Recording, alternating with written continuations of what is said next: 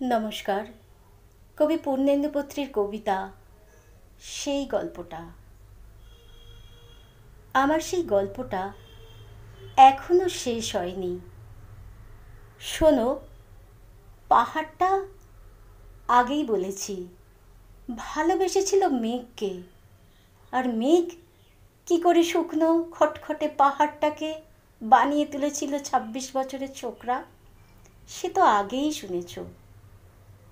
সেদিন ছিল পাহাড়টার জন্মদিন। পাহাড় মেঘকে বললে, আজ তুমি লাল শাড়ি পরে আসবে।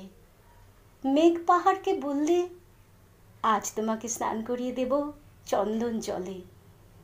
ভালোবাসলে নারীরা হয়ে যায় নরম নদী, পুরুষেরা জ্বলন্ত কাঠ।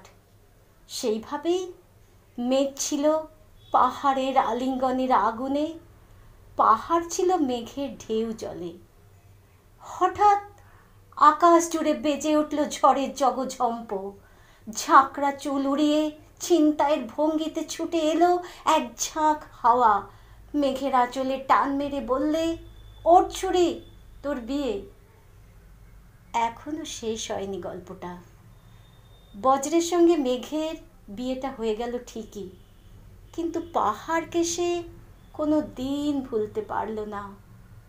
বিশ্বাস না হয় তো চিরে দেখতে পারো পাহাড়টার হাড় পাঁজর, ভিতরে থই থই করছে শত ঝর্ণার জল।